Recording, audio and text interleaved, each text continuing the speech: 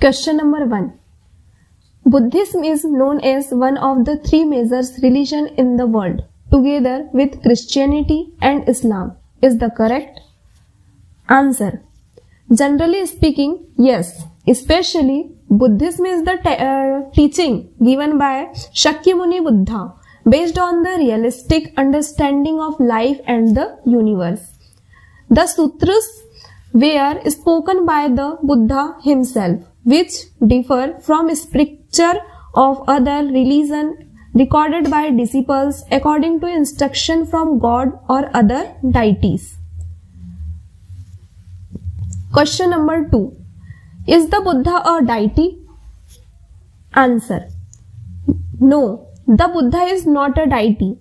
The Buddha is the awakened one who has attained full enlightenment regarding the truth about life and the universe. Question number 3.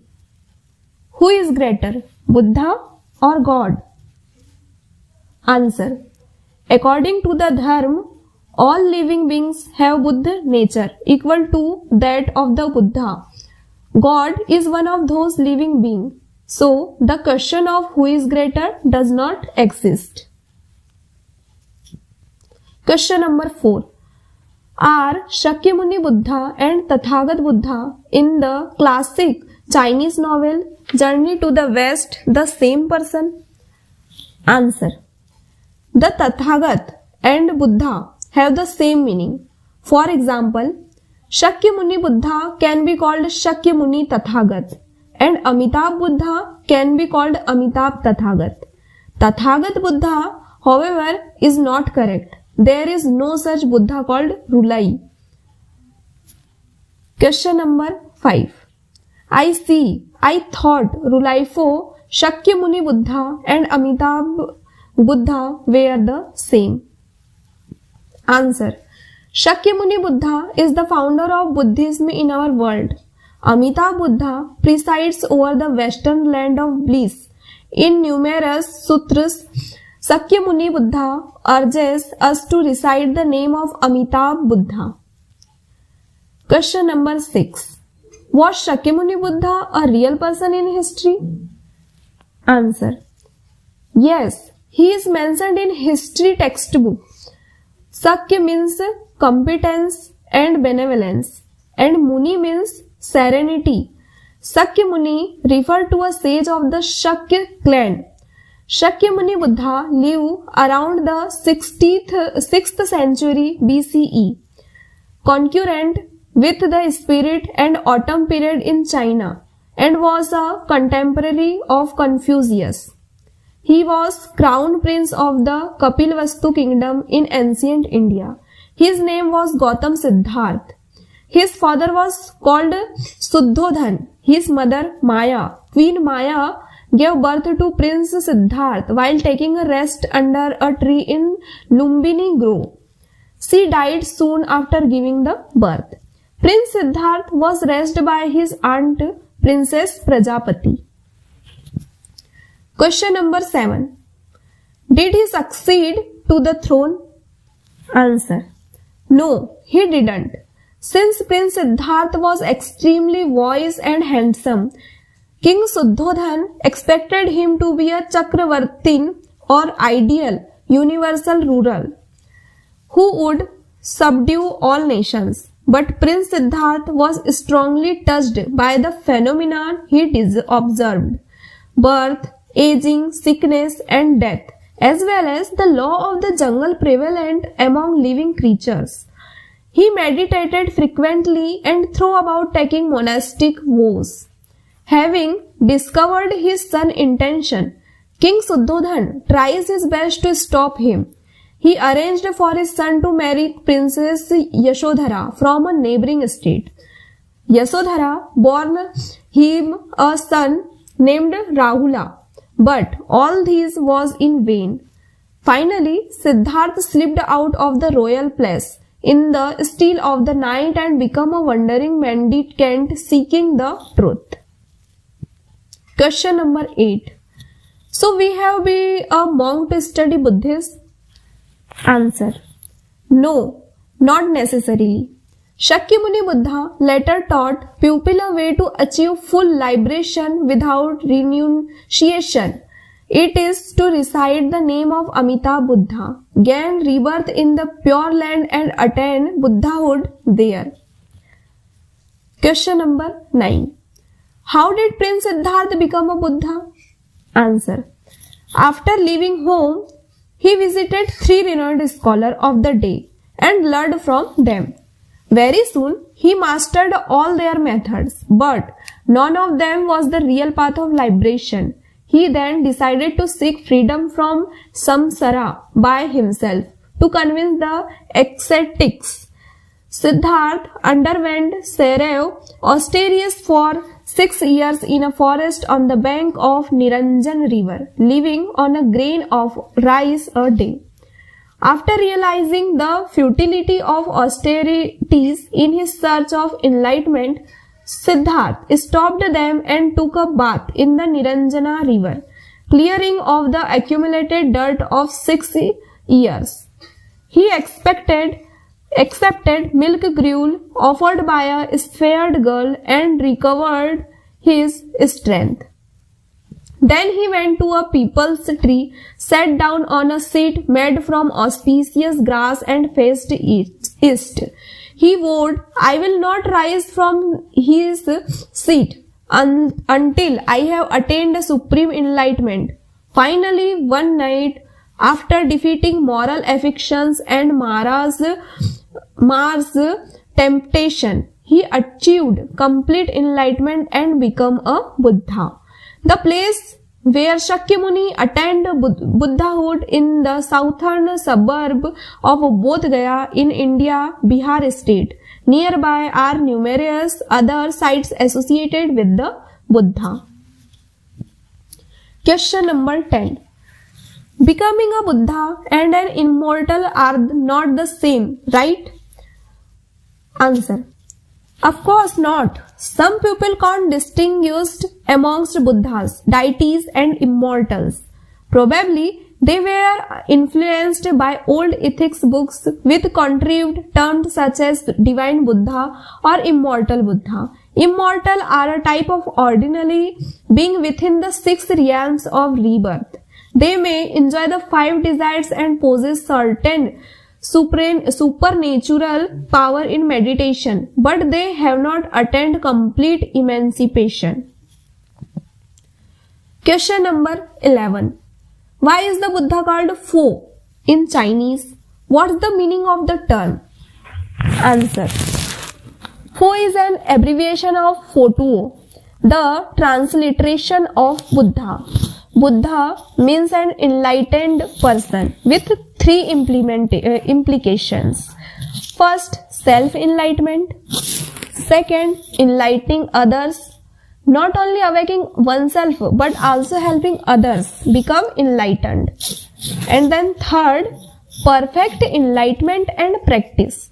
Once wisdom and meritorious achievement have reached the highest and the most perfect level in enlightening both self and others. Question number 12. After becoming a Buddha and attaining the highest level of merits, what else did he do? Answer. To deliver sentient being from the suffering of samsara, Shakyamuni Buddha travelled widely. Many who heeded his teaching gained liberation. First, he went to Sarnath in Banaras and found the 5 followers who practiced austerities with him. He taught them the Dharma. The 5 converted to his teaching and formed the very first Buddhist Sangha. In Buddhism, the Buddha's first discourse is called the initial turning of the Dhamma wheel. Question number 13. Why is it called the turning the Dhamma wheel? Answer. One of the 7 treasures of the Chakravartin in the Chakra on wheel. It can break mountain rocks and cannot be impeded. Buddhism uses the chakra of the Chakravartin as a metaphor to indicate that the Dharma can cut through the hardened negative karma and affections of sentient being. Moreover, the Buddha did not stop with a single person or place while giving his teaching. He was on the move, instructing many like a turning wheel. So, Buddhism called the Buddha's discourse on the Dharma the turning of the Dhamma wheel. Question number 14. Why is the initial turning of the Dhamma wheel considered so important? The Buddha's initial turning of the Dharma wheel at Sarnath was a major event in the Buddhism. From the moment Buddhism was established and the term gem was complete. Question number 15. What are the three gems? They refer to the gem of Buddha, the awakened one, the gem of the Dharma, the techniques given by the Buddha, and the gem of Sangha, the order of the Buddha's monastic disciples. The three are called gems because they can lead people to cease evil and accomplish good, to free themselves from suffering and obtain happiness. They are rare and precious. When the Buddha first turned Dhamma wheel, his 5 followers took refuge in his and formed a Sangha. From that moment, the 3 gems were all in place. Question number 16. What is to take refuge? Answer. Taking refuge. Taking refuge means to turn toward and rely on completely, spirit and body. Those who have taken refuge in the 3 gems are Buddhist. Question number 17. Did many take refuge in the 3 gems during the Buddha's lifetime? Answer. Yes. After the Buddha's initial turning of the Dharma wheel, many people took refuge as he gave his teaching from Sarnath to Magad state.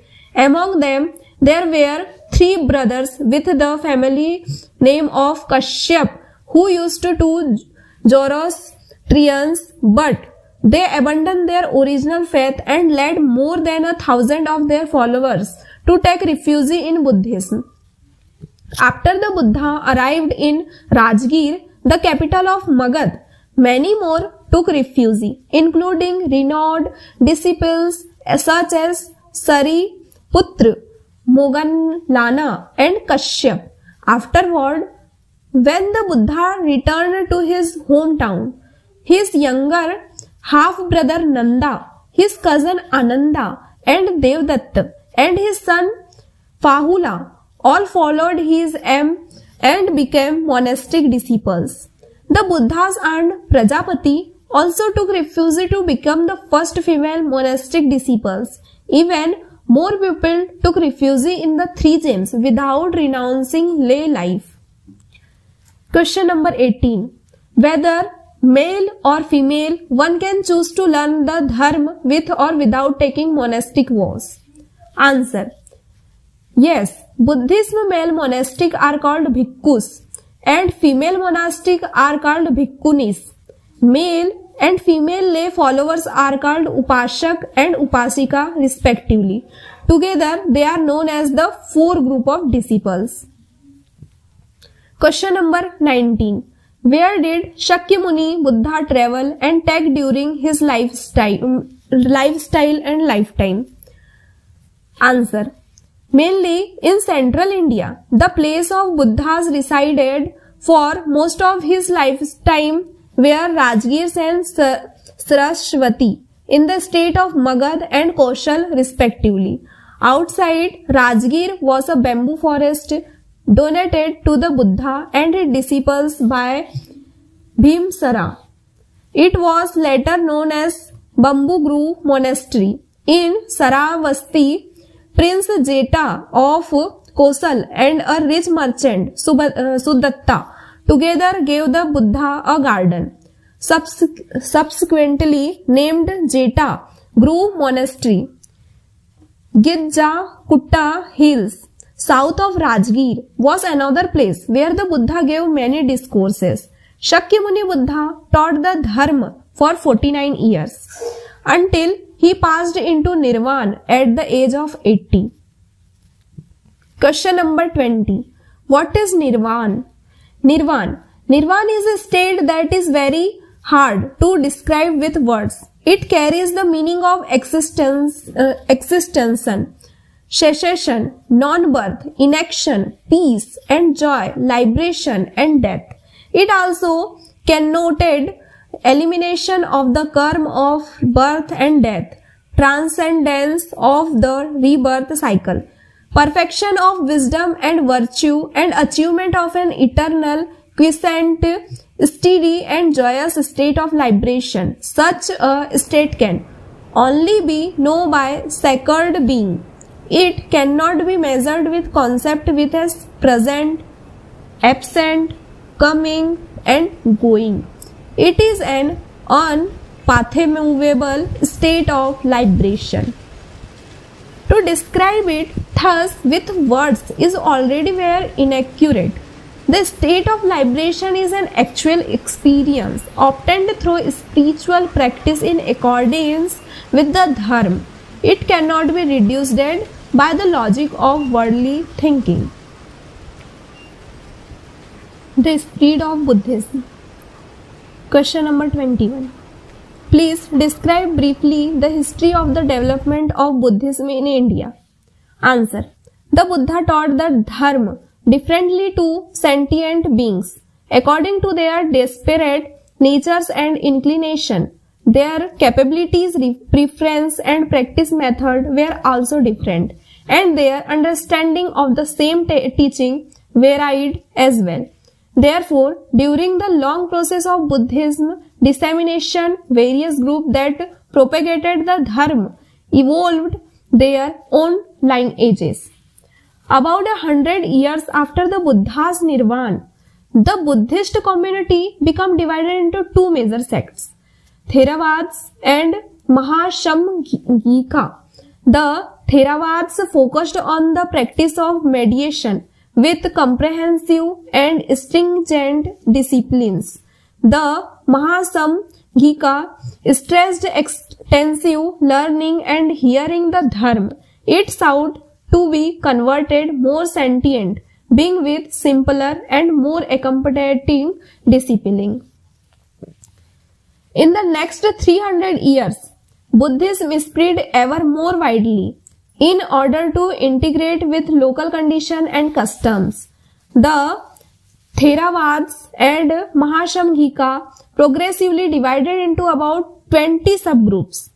In the 3rd century BCE, Asoka, the third king of Magad Maurya dynasty, became the first monarch to unify India.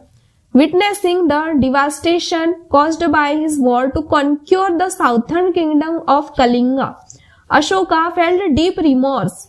He held a number of long conversations with an eminent Buddhist monk. Afterward, he decided to convert to Buddhism. He sent missionaries, including his son and daughter, to propagate Buddhism in various places. Due to Asoka's effort, Buddhism spread from the Ganga's river region not only all over India but also the many foreigners' countries. At that time, Buddhism reached as far as Myanmar to the east, Sri Lanka to the south, and Syria, Egypt, and Greece to the west. It is said that during the time of the first emperor of Qin, 18 monks from India, headed by Shilifang, visited China to propagate Buddhism. There is no record of this in official history, but first emperor and Asoka were contemporaries. It is possible that Asoka sent missionaries to China.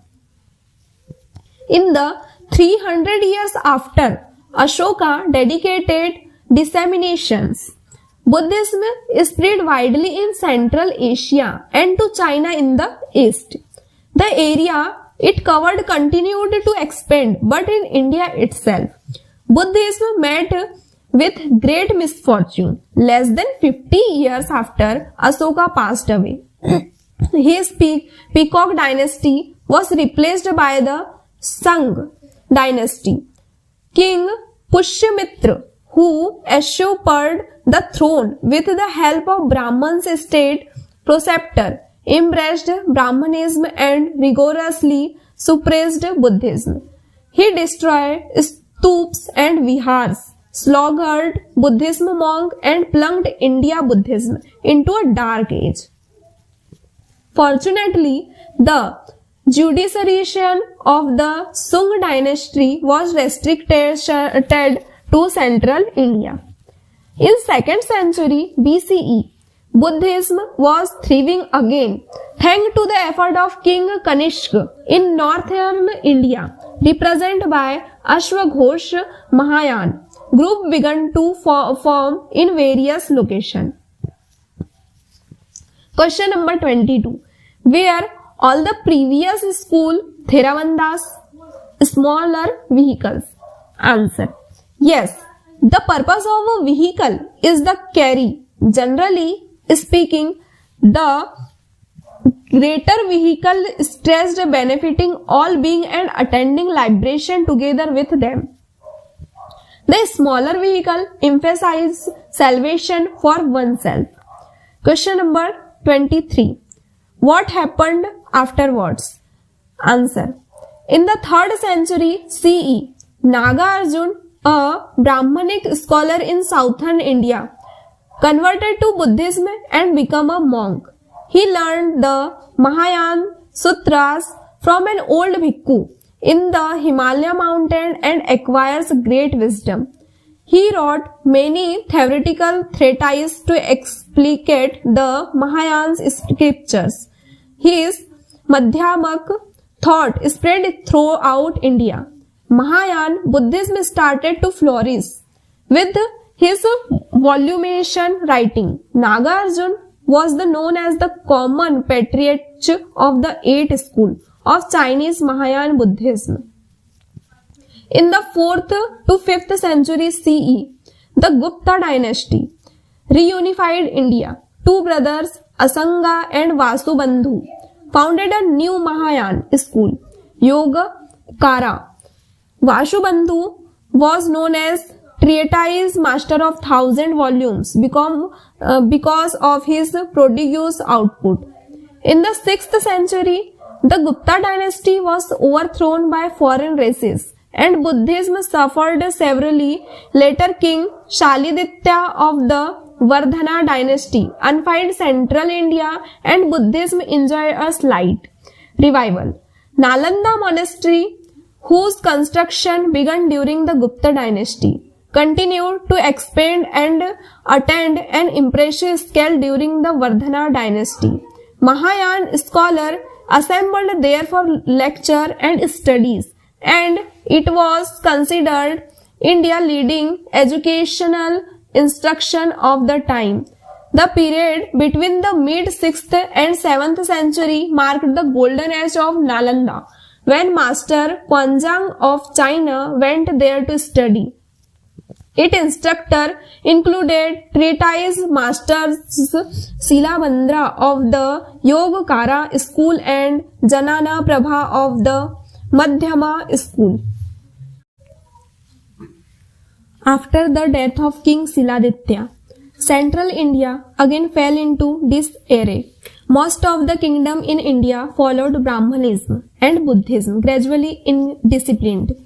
However, the Pal dynasty in eastern India, which lasted from the mid-7th century till the end of the 11th century, adhered to Buddhism.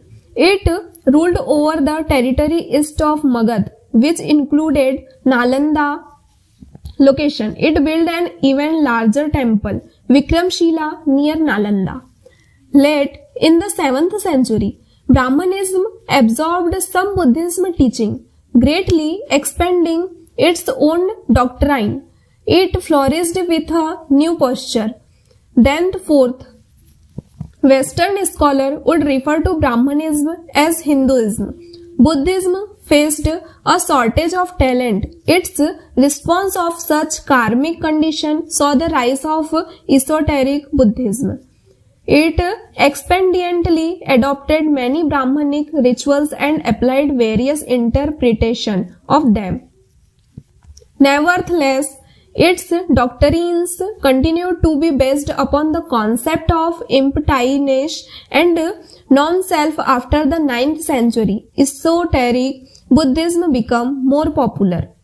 In the 11th century, extensive Turkish invasion ravaged all the India's domestic religions. The Buddhist masters dispersed and fled. Many went to be Tibet by way of Nepal. Influential educational institutes such as Vikramshila Monastery were ruined, with few monks remaining. By the 12th century, Buddhism had vanished from India. Today's India Buddhism was reintroduced through Sri Lanka late in the 19th century. In recent decades, Buddhists from China, Japan and Myanmar have built monasteries in various sacred Buddhist sites in India. In October 1956, Dr. B.R. Ambedkar, leader of the India Dalites, announced his conversion of Buddhism and stated Buddhist teachings such as human beings are not created by God and all sentient beings are equal. 500,000 Dalits taking part in the assembly heeded his message. They gave up their Hindu faith and converted to Buddhism. The movement unleashed powerful waves nationwide with tens of millions becoming Buddhist. Question number 24. When was Buddhism officially introduced into China? Answer. According to historic records, in 64 CE, Emperor Ming of the Han Dynasty sent 12 emissaries to the Western religion in search of Buddhist techniques. 3 years later, they returned to Luoyang with 2 Indian monks, Kashyap, Matanga and Dharmaratna. They brought with them Buddhist scripture and images. The monk translated the Sutra of 42 chapters. At the same time, the first Buddhist monastery, White Horse Temple, was built. It was named after the horse carrying the scripture and image to China. The introduction of Buddhism to China didn't actually begin with the Emperor Ming of the Han Dynasty. However, it was during Emperor Ming time that Buddhism was introduced as a religion with official support, the basic for its subsequent growth. Question number 25. Were the Buddhist sutras written by Shakyamuni Buddha himself? Answer. No, they were not. They were recited and recorded by his disciples after the Buddha's enters Nirvana, the year he did so. His 500 disciples headed by Ven Kashyap assembled at Saptavarna cave near Rajgir to compile and edit the Buddha's techniques for posterity.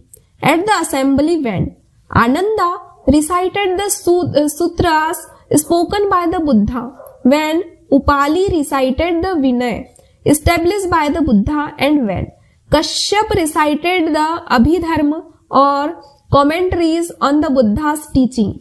The sutras, Vinaya and Abhidharma comprise the Tripitaka.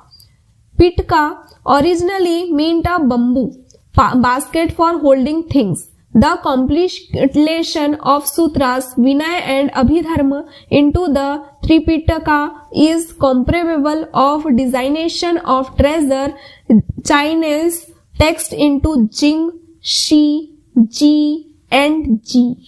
The 4 depositories. During early time, the Buddhist scripture were passed on by oral recitals. Later, several Tripitaka assembly were held to forestall heterodoxy and erroneous view. infiltrating the dharma as well as to preserve the technique of teaching and texts. Question number 26. Why do Buddhist sutras start with thus I have heard? Answer. When the Buddha's disciples had assemblies to compile and edit the Tripitaka, the sutras were recited by Ananda. So they all begin with thus I have heard. It means the following true teaching were proclaimed by the Buddha as I, Ananda, heard them. They are authentic and trustworthy. Question number 27. Which language was used to record the early Buddhist sutras? Answer. The dissemination of Buddhism can be divided into southern and the northern transmission. The southern canon was recorded in Pali and comprised the scripture of the smaller vehicle. Those of the northern traditional were in Sanskrit, mostly being Mahayan's text with a few Theravada's ones. Pali was a vernacular tongue of ancient India, while Sanskrit was a refined literary language. The Buddhism that was introduced into China was the northern traditional.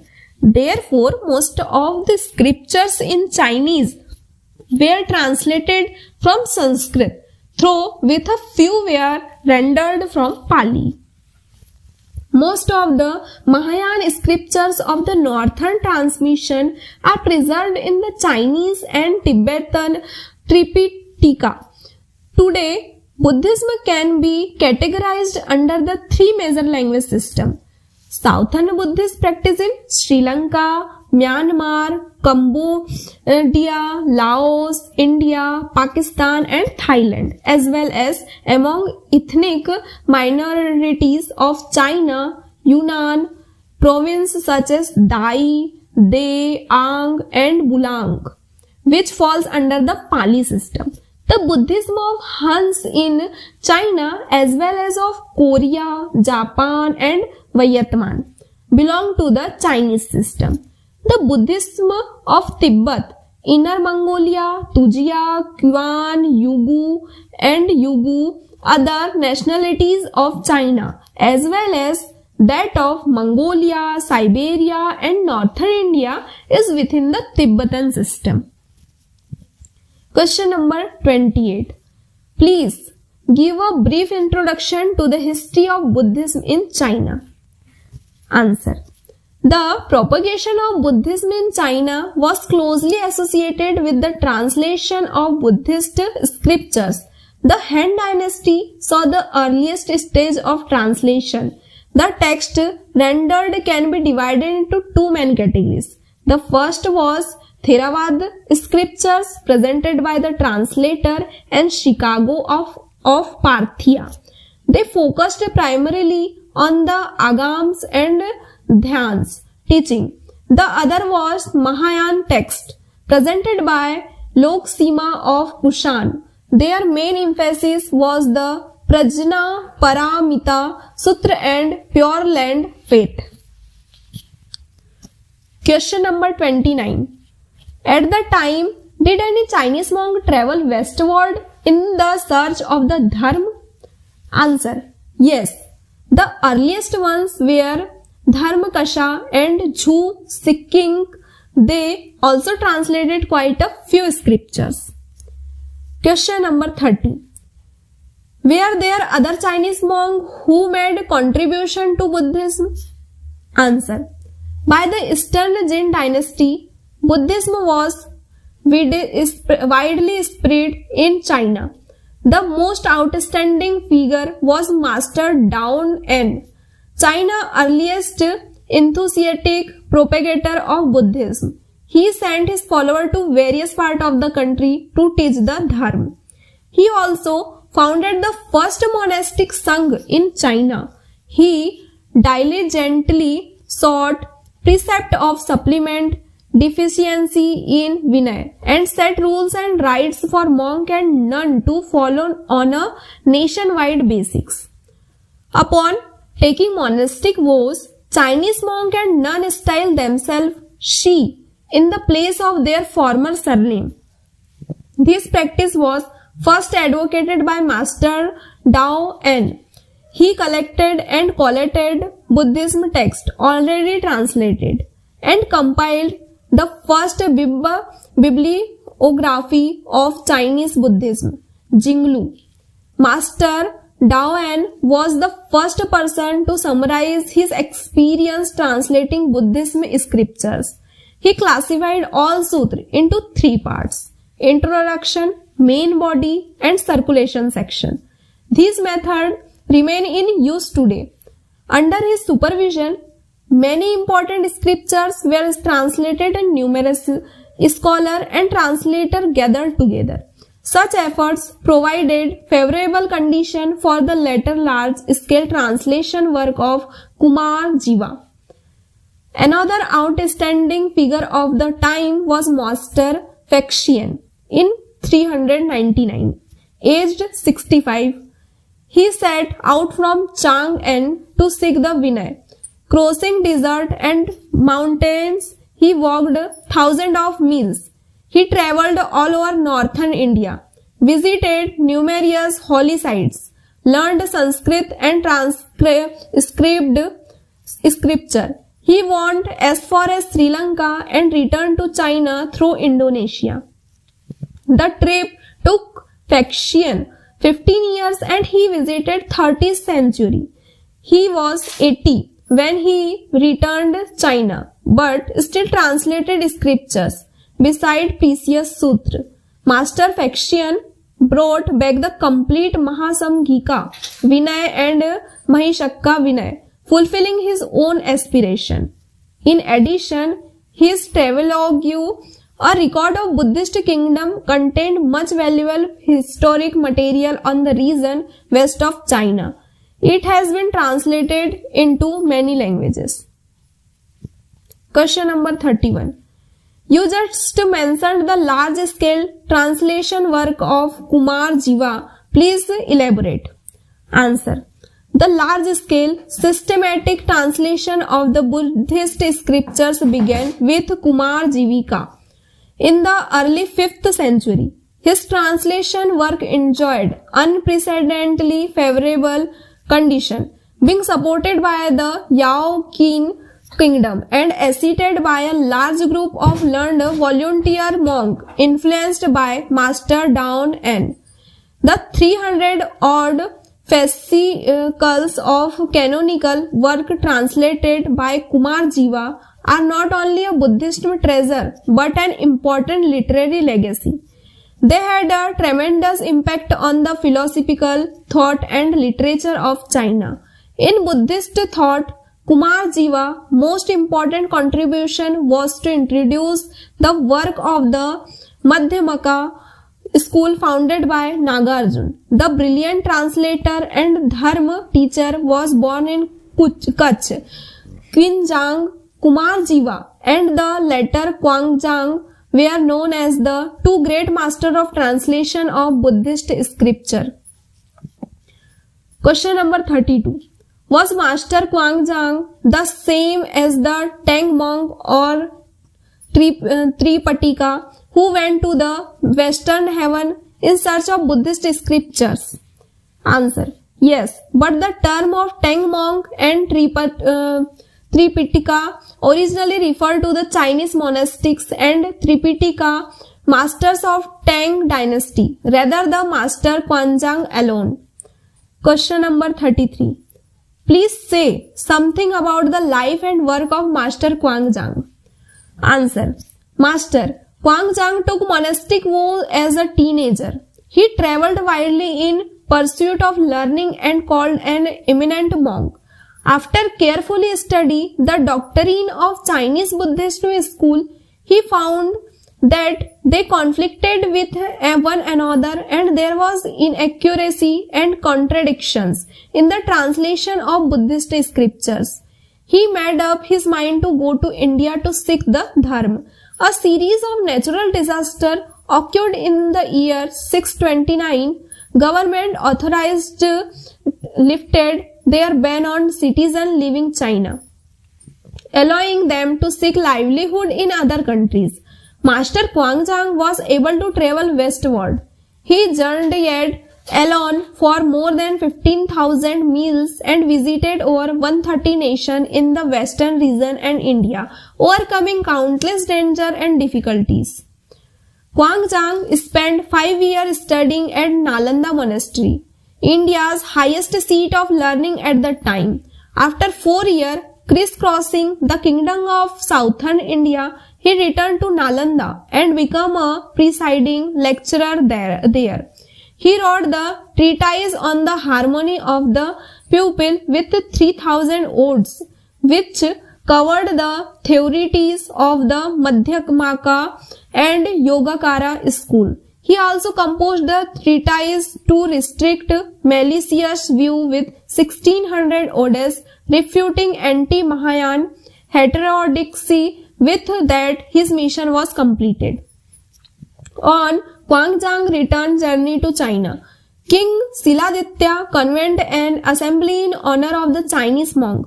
Quanzhang's 2 treatises were set as benchmark. No one could challenge him successfully as he proclaimed his tenet and presented his views. Participants at the 18th day conclave included 18 monarchs, more than 300 Mahayans and Theravada monks from various kingdoms, 1,000 monks from Nalanda, and over 2,000 male and female representatives of Brahmanism and other creeds. From then on, Master Quanzhang became well known all over India. He was honored as Mahayana Deva by Mahayana scholar and Mahakas Deva by Theravada's counterparts. He was recognized as Tripatika Charya by Buddhism of the great and smaller vehicle alike. In 645, he went back to China with the support of Emperor Taizong.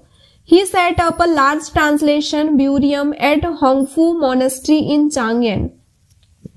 Quanzhang devoted himself to the translation of Buddhism texts for 19 years. He comprehensively, systematically rendered not only the sutras and treatises and Yogacara school of Mahayana Buddhism, but also the encyclopedia collection of the Impertinence sect, the Mahaprajna Paramitra Sutra, with its 2 lakh odes into Chinese. In addition, he translated almost all the important treatises of Theravada's Sarvastivada school. In all, 75 sutras and treatises were translated. Some 1335 fascicles or 5 lakh odes, nearly all the finest work available during Nalanda peak period, spread to China through translation that passed through the hand of Master Quanzhang. He is respected worldwide for his courage and dedication to the propagation of Buddhism. And his journey to the western region of the great Tang dynasty is considered as essential work in the study of Indian history. Question number 34. When was the heyday of Buddhism in China? The golden age of Buddhism in China occurred during the Sui and Tang dynasty.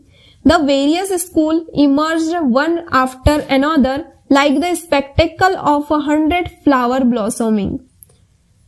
Question number 35. A brief introduction, please. Answer. Many cities sprang up at the time, with 8 major Mahayana schools being particularly influential, and Sanlun, Yogacara, Tiantai, Huayan, Chan, Pure Land, Vinay, and Esoteric School. The Sanlun school was founded chiefly on the Malu Madhyama Kakarika, the Sat Satra, and the Dwadas Mukha Swastra, translated by Kumar Jiva. Its central doctrine in the integration of absolute and relative truth, and its ultimate aim was to pursue the reality of the middle way. This school was in fact directly descended from the Madhyamaka thought of Nagarjuna. It was founded during the Sui dynasty by Master Zheng at Jiasing Monastery in Shaoqing. It was also called Jiaqing School. The Yogacara school was based on Samdhi Mokana Sutra of the explanation of the profound secret, the Yogakar Yabhumi Sutra, and the Vijnapi Matra Siddhi Sutra. It followed the Yogacara doctrine established by Asanga and Vasubandhu. Thus, its name, its chief tenet, is that all phenomena are consequently only and the three reals exist only in the mind. Its purpose is to convert consciousness into wisdom. Pitaka, Master Kuangzhang, abbot of Si Monastery, and Chang'an was the first to translate the Yogacara work and propagate its doctrine. He founded the school and compiled the thought of 10 masters into the Vijnapit Matra, the Siddhi Sastra. Yogacara is also known as the Qing or the Tiantai school, was founded on such texted on the Lotus Sutra and the Mahapranaparamitra Sutra. Its doctrine were formed by assimilating the ideas of various Indian schools and systematically organizing them. The main creed is the theory of the 5 periods and 8 teaching, and its central idea are threefolds: contemplation with one mind and the perfect harmony of the 3 truths. The school was named after Mt.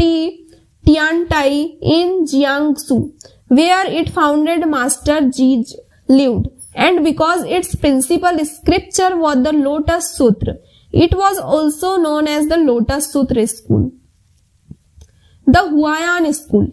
The Huayan School took the Avatham Sama Sutra as its foundation and made comprehensive studies and penetrating explication of the text.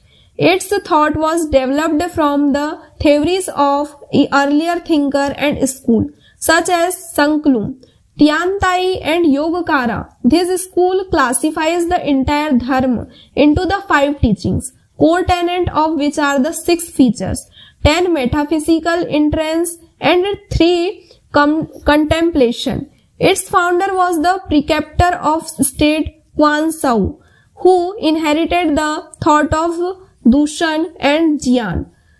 This was also called the Jian Sao school, and because it developed the principle of the dependent organization of Dharma realms, another name was the Dharma realm school.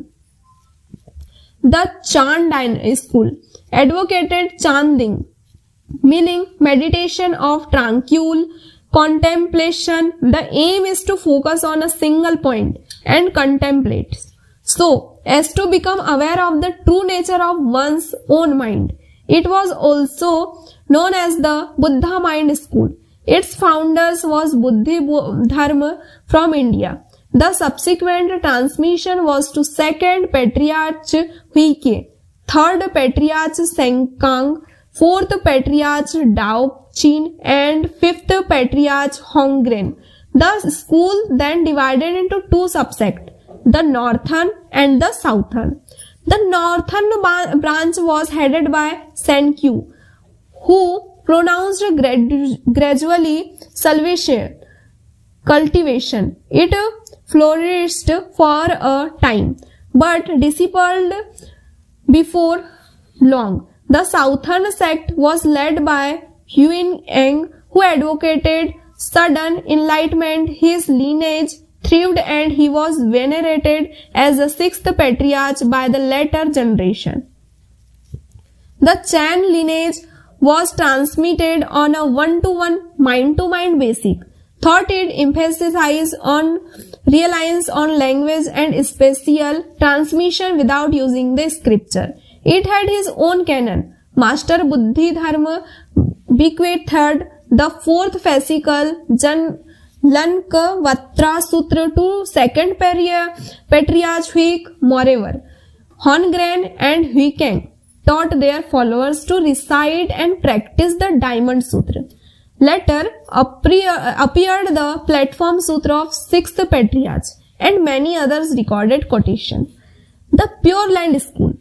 The Pure Land School was established on the basis of Infinite Life Sutra, the complication of Infinite Life Sutra, the Amitabh Sutra and the treatise on rebirth in the Pure Land. It was founded in the Tang dynasty by Master Sandao, who inherited and synthesized the Pure Land thought of Master Tengluan and Dao Tuch. The school classifies the Buddha's teaching into the difficult path and the easy path, self-power and other power practice, and the school of sacred path and the Pure Land school. Those schools that cultivate the precepted meditative concentration and wisdom thought self-power method, taking three great asamkhya kalpa paths in the world of accomplished Buddhahood, follow the difficult sacred path. By contrast, the easy Pure Land path focused on Amitabh invocation with addressant exclusively reciting Namo Amitabh Buddha. They depend on the power of Amitabh vows to be reborn in the Pure Land and gain Buddhahood there. The aim of this school is therefore rebirth in the land of bliss through recitation of Amitabh name. For practitioners, it is not necessary to master the Buddhist scripture, meditation or undertake special self-cultivation. They can recite Namo Amitabh Buddha while walking, standing, sitting or lying down. So long as they have sufficient faith in Amitabh, deliverance aspires to rebirth in the Pure Land and recite single-mindedly, they will be guided to the Pure Land by Amitabh Buddha when their life ends. Because of its simplicity and convenience and ease of practice, the school has drawn the greatest number of adherents since the Tang dynasty. Even many followers of the other school practices its method, making Pure Land the most powerful path in China. The Vinaya school is known for its focus on the study and practice of precept. Its de facto founder was Master Dao Kuang of the Tang dynasty, because it was established according to the Vinaya in 4 divisions of the Vinaya Pitaka. It was also known as the 4 division Vinaya school, and as Master Dao Xuan lived in the Zhongshan, it was alternatively called the Nansang Vinaya school or the Nansen school. Its popularity means the learner of the Mahayan's 3 disciples of precept, meditation and wisdom also attest. Importance, the Vinaya Pitaka of the Theravada's traditional keys of the study of Vinaya rules is to distinguish among the concept of flexibility, protection, evidence and violence as they apply to monastic disciples. Flexibility means the certain Vinaya prospect normally regarded as inviolable may be breached under certain circumstances. Protection refer to certain precepts without inherently sinful nature, but which may be inducement to the violation of Vinaya rules, such as drinking alcohol. In certain circumstances, it isn't easy to judge whether there has been an infraction. Study of the Vinaya text is necessary so that the demarcation among the flexibility, protection, evidence and violence can be determined. The esoteric school was introduced into China from India by Subhkarashimha Vajrabhumi and Amogh Vajra, among others. Based on the Mahavira Rokan Sutra and the Vajrasira Sutra, the school established the 3 secret yoga, performing meditative lesson and specific action to achieve integration with a sacred being or master. To preserve its esoteric nature, the school does not permit that who have not undergone abhishek from freely displaying the passing down its traditions, hence the name esoteric school. Question number 36. Why are there so many schools? Won't it simpler if they are unfilled? Answer.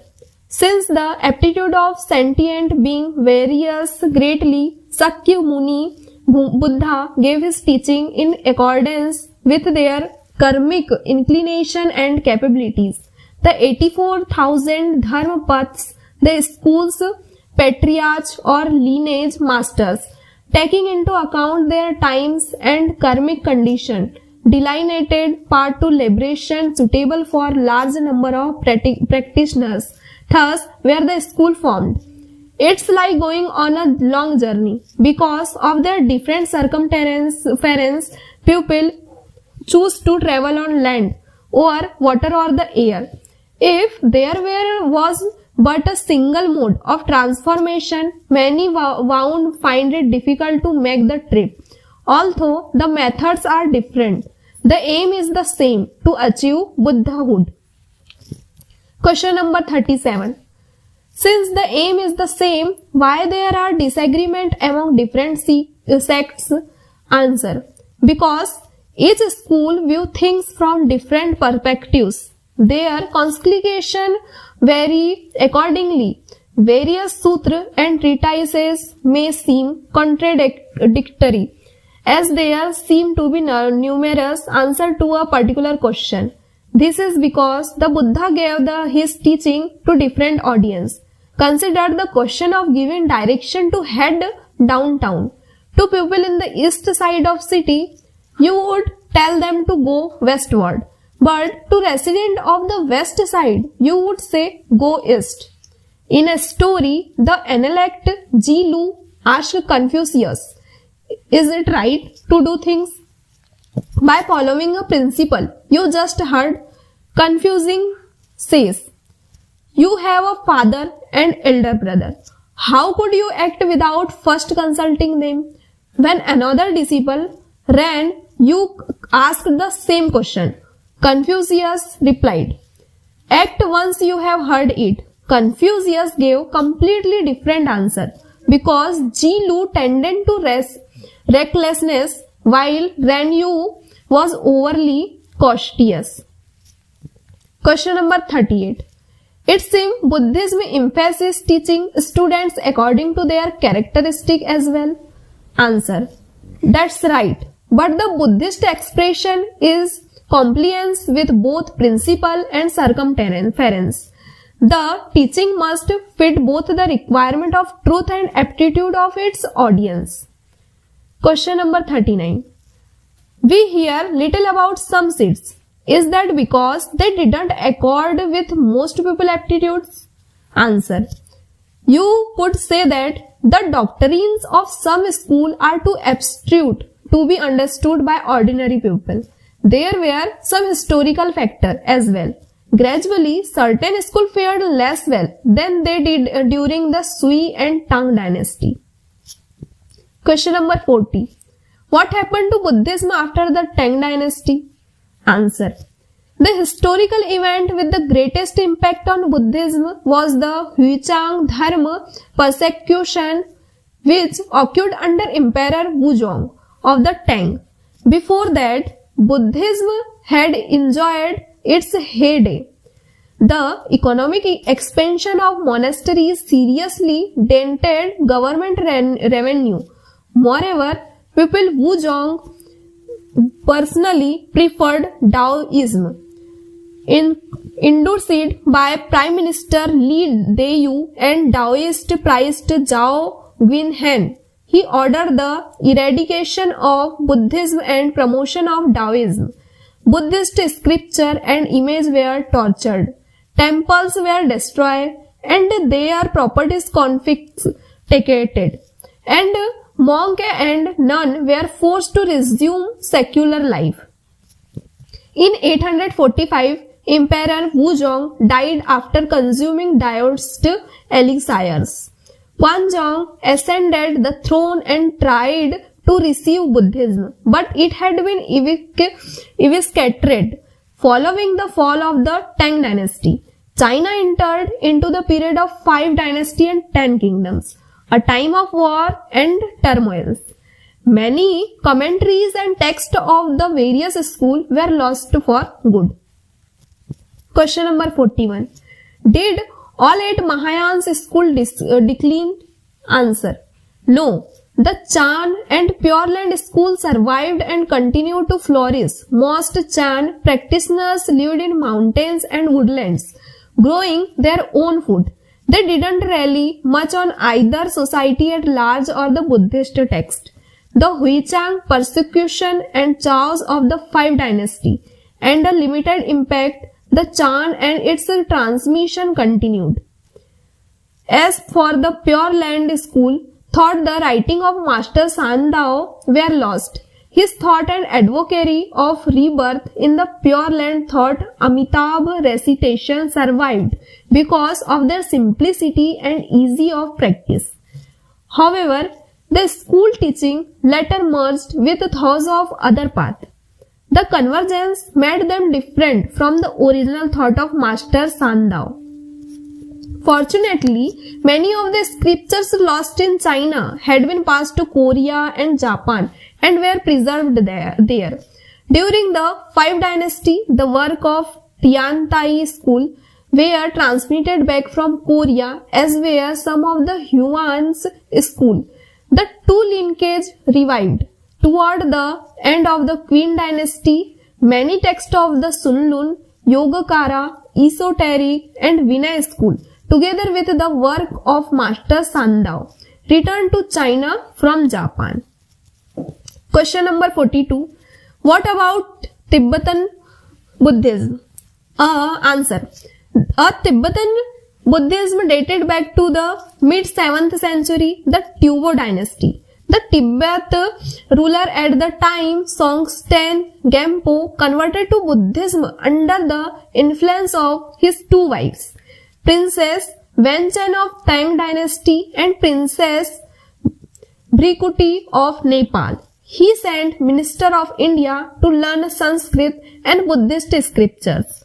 On their return, they created the Tibetan writing system and began to translate Buddhist texts. In the mid-8th century, Tibetan king Trisong Detsen invited the renowned India Buddhism scholar Santi Rakshita and Kamal Sila as well as tantric master Padmasambhav to build temple and ordain monk in Tibet and undertake systematic translation of scriptures. Buddhism spread throughout Tibet. In the 8th century, Padmasambhav and Vimal Mitra established the earliest Tibetan linkage, the Nin Mapa or Red Hat sect. However, in the mid-9th century, Buddhism in Tibet suffered a setback with the Glanderma persecution. It languished for more than 100 years. But Buddhism revived in the 10th century with its reintroduction from the Kyangkang region. The time before the Glanderma persecution is known as the early propagation period, and that after called the later propagation period. In 11th century, the Bengal Dharma master Atisha arrived in Tibet, which led to the founding of Kadam school. It was inherited by Master Songkhapa, who established the Gelugapa or Yellowhead sect. It spread throughout Tibet, region of China and Mongolia. Adherent later developed the well-known reincarnation system of 2 living Buddhas, the Dalai Lama and the Panchen Lama. Tibetan Marpa also visited India 3 times to study the Dharma. He founded the Kagyupa or Whitehead sect. Its second patriarch was the world-renowned Tibetan sage Milarepa. The Sakyapa or multicolored sect was set up the Kontok Gyalpo. Its fifth patriarch, Baspa, was given the title of Royal Protector Karmapa by Kublai Khan, the first emperor of China Yuan dynasty. Baspa's successor inherited the title. In year 1203, a Turkish military invasion of India destroyed Nalanda and Vikramshila monastery, and Buddhist scholars went to Tibet in large number. As well as a very rich collection of later work of India, Buddhism are preserved in the Tibetan Tripitaka. There are now 4 major schools of Tibetan Buddhism: the Nyingma, Sakyapa, Kagyupa and Gelugpa. Question number 43. What are the Dalai Lama and the Panchel Lama? Answer. The Dalai Lama, leader of Gelug sect, lived in the Potala Palace in the Lhasa, the Tibetan capital. The new record of the Tibetans say the Dalai Lama was the ranking disciple of Tsongkhapa and Panchen Irdeni was the second one. Tsongkhapa was born in 1359 and attained enlightenment at Golden Temple in Tibet. He passed away in 1419. In his will, urging his 2 leading disciples to reincarnate after life to propagate the Mahayana teaching without losing their true nature of mind. The Panchel Lama, also called Panchel Irdeni, is a leader of Elohad sect. His position second only to the Dalai Lama. The Panchen Lama lived in Tashi Lumpo monastery in Shigaje, Tibet. Question number 44. Buddhism has had a presence in China for well over a millennium. How has it influenced Chinese culture? Answer. Thought it was a foreign religion. Buddhism blended very well with the traditional culture of China. The translation of Buddhist scripture abetted the evolution in Chinese poetic language and style. For example, the poetry of Bai Jui in the Tang dynasty and Su Dangpo in the Song were inspired by Chan Buddhism, odes and new poetry. The translation and propagation of Buddhism text also enriched the Chinese vocabulary, many terms and expressions of which are still commonly used today. A Confucian school of idealist philosophy in the Song and Ming dynasty was deeply influenced by the Huayan and Chan tradition of Buddhism. In the late Qin dynasty, studying Buddhism was common among Chinese scholars. Some pioneers of democratic thought in China, such as Tan Sitong, Kang Yuwei, Liang Qichao, and Zhang Taiyan, advocate Buddhist principles. These included compassion, equality, impermanence, and selfness, which resonated broadly among the intelligentsia of the time. In addition, the magnificent temple, exquisite pagodas, and beautiful Buddha statue are a key of China art treasure.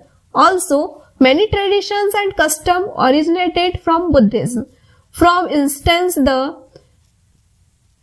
Chungyan festive and the Laba rice porridge festival derived directly from Buddhist commemorations. Question number 45. Buddhism advocated benefiting all sentiments being. What kind of socially beneficial activities are Buddhists engaged in? Answer. Buddhists are engaged in a wide range of work relating to social welfare. Some monks practice and distribute medicines, while others build bridges and roads, dig wells, establish free schools and plant trees. The planting of trees especially has been a remarkable success. Just look at places throughout China where there are Buddhist pagodas and temples, presenting a tranquil environment and attractive scenery. Question number 46. Many non-Asian have become Buddhists. Answer. That's right. The teaching of the Buddha are full of wisdom, something increasingly recognizing by people of discernment. The diverse way of information dissemination also accelerate the propagation of Buddhism.